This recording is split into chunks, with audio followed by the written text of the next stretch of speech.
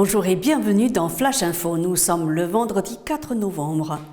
Le chancelier allemand Olaf Scholz a rencontré aujourd'hui à Pékin le président chinois Xi Jinping. Selon le chancelier allemand, cette visite doit permettre de développer davantage la coopération économique entre les deux pays.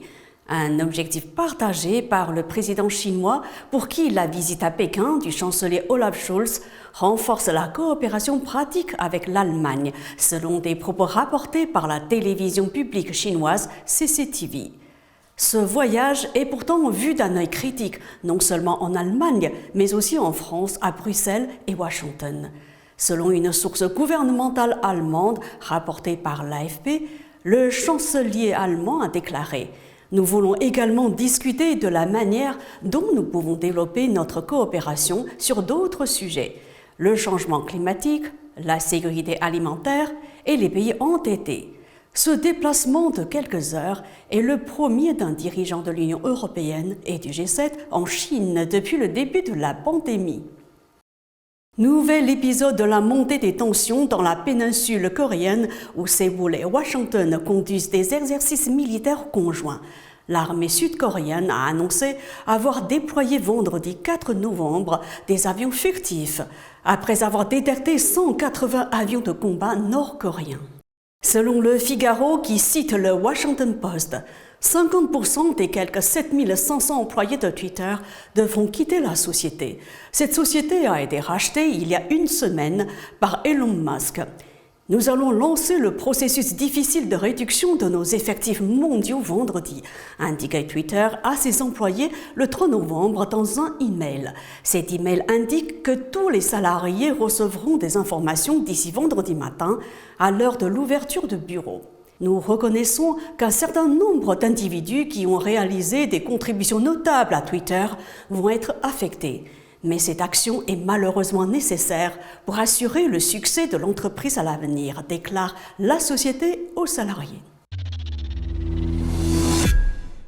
Alors qu'aux États-Unis, les élections de mi-mandat approchent à grands pas, Donald Trump envisage de lancer une troisième candidature à la Maison-Blanche. Lui-même a d'ailleurs évoqué la forte possibilité d'un retour lors d'un rassemblement dans l'État d'Iowa. Et maintenant, afin de rendre notre pays prospère, sûr et glorieux, je vais très probablement le refaire, a déclaré l'ancien président lors d'un rassemblement jeudi soir. Il a évoqué l'idée d'une candidature pour 2024. Mardi 8 novembre, Emmanuel Macron va recevoir à l'Élysée les dirigeants des sites industriels les plus polluants de France. Le mot d'ordre de cette réunion est décarboner et réindustrialiser et non pas décarboner en désindustrialisant. Lors de cette rencontre, qui mettra face à face Emmanuel Macron et les dirigeants des 50 sites industriels qui émettent le plus de gaz à effet de serre de l'Hexagone, le président Macron espère convaincre les professionnels de s'engager pleinement dans la transition écologique en investissant massivement sur ces installations. Objectif, les rendre plus compétitives et plus vertes.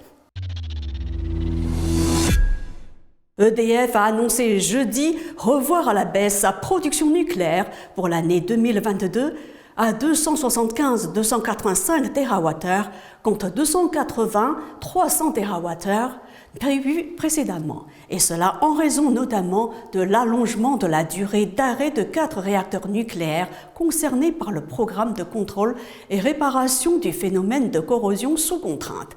EDF, dont près de la moitié des réacteurs sont indispensables pour cause de maintenance ou problème de corrosion, a aussi mis en cause le mouvement social de l'automne 2022 dans les centrales qui a eu une incidence sur les plannings d'arrêt pour maintenance. C'est la fin de cette émission. Merci à vous de l'avoir suivi. Bon week-end et à bientôt sur Mandarin TV.